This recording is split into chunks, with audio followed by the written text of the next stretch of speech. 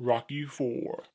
Once again, we're going over another Rocky movie, Rocky 4. Most people's favorite sequel, one of my favorite sequels so far. I've only seen 1 through 4 and Creed 2 at this moment. About to watch the other 3 after this. But Rocky 4 tells a story about Rocky, who's still famous, he's still at it.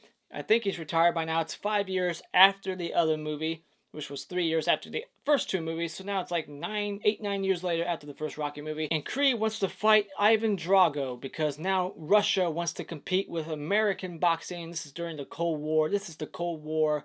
Very patriotic sequel in the Rocky franchise. And once Creed gets into the ring with Drago, Drago knocks him out into the ground, literally kills him. So now Rocky feels that he has to avenge his best friend's death and defend his country and win for his country, because this is very patriotic. You got patriotic songs playing in this movie, lots of red, white, and blue flags everywhere, and just it's filled to the brim with patriotic symbolism, songs, and atmosphere. So you could just tell this was like a middle finger to like Russia, and that's why this movie was made, I bet. This movie is basically just America versus Russia. And let's get into it. What I like about this movie, continuity. Once again, I'm always going to say it, love the continuity. Starts off with the end of the third movie, but then it jumps 5 years later. I like that Sylvester Stallone has a Southpaw license plate, a little wink and nod to the first 2 movies, or the first one, how he won against Creed. Creed dying in this movie, that was a very unexpected death. I didn't see that coming. You know, you see him losing, like you see that coming, you're like, yep, he's going to lose, but then he dies, and it's like, holy shit,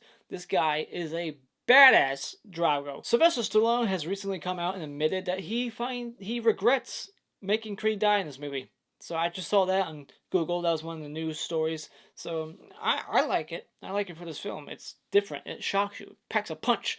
Gives Sylvester Stallone a new reason to get back into the ring. Even though he said he was done, he has a new reason to go back into it, not just ego. I like the reasoning in this one. He said it's a revenge movie. I love revenge movies. I like Ivan Drago in this movie. He is 6'5" at least, and he is fucking just intimidating as fuck. Like Mr. T was basically like Creed 2.0, but this guy is a tall, menacing badass, so he's my favorite foe, bad guy, villain in this Rocky franchise so far. Rocky's son in this movie is like 8-9 years old now, and he finally gets a moment to actually have some sort of, moment with his dad. We actually established that he has a son now, whereas in the third movie, it was just kind of like, yeah, he has a son, but who gives a shit? He actually has a moment in this movie with his dad, a father-son moment, bonding. I like that. We get another training montage, except this one's in Russia, and I like how he grows a beard in this movie. It actually shows how much time's going by. In other movies, when it's like weeks are going by, they look exactly the same way. But in this one, Rocky's rocking a beard, and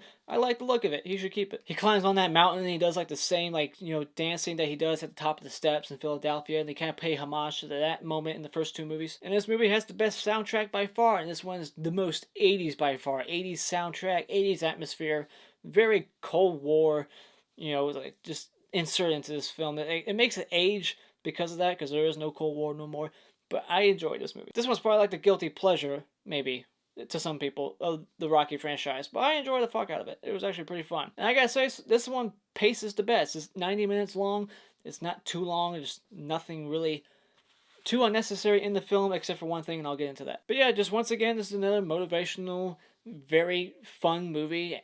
Pop some popcorn, sit back, relax. It's a good sequel. It's my favorite sequel so far. But let's go with the little things I did not like about this movie. First off, Paulie is officially useless. What does he do? He just sits around and talks to his robot wife. What the fuck? We got this robot wife inserted into this film, and he's basically just comic relief throughout the film, and you don't need that in this movie. It's not necessary. The most unnecessary thing in this movie is this weird 3 to 5 minute scene of the most cheesiest flashback montage to an 80s soundtrack that I've ever seen in any movie ever. This movie ages tremendously because of it.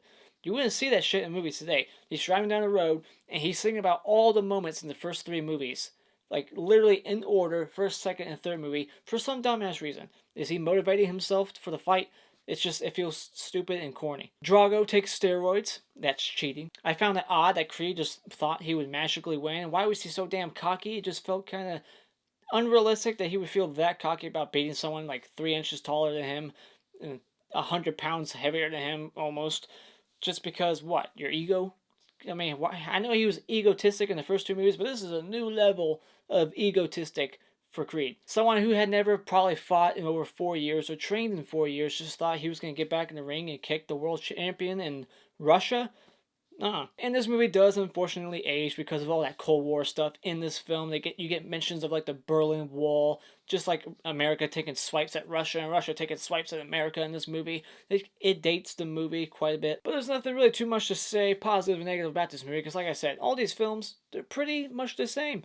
You know, anything I say about one movie, I could say about the other ones too, because they all basically got that same feel, vibe, and, you know, story arc to all of them. So therefore, I gotta say, if you're a fan of the Rocky franchise, and you haven't seen this one yet, for some reason, this is probably the best sequel you can go get, so go out and buy it. So far, not a single bad movie in this franchise. 2 was close to being Redbox, but because it's so close to the first one, like, you know, like story-wise, like it takes place like right after it. It almost feels like Halloween 1 and 2. Therefore, I feel like you should own both of those because they're so like back to back. You can make like a 4-hour-long cut out of those 2 movies. But yeah, so far not a single bad sequel. I heard Part 5's the worst, but I'm about to find out if that's true. Coming up. But anyways, thank you so much for watching this. What's your favorite villain out of the whole franchise? Mine's Drago. Let me know who your favorite villain for Rocky is in the comments below. And as always, if you like this video, you can click this like button over here. And if you want to support my channel and subscribe, you can by clicking on my cartoon face in about 5 seconds to see more. And until next time, I'll be the same.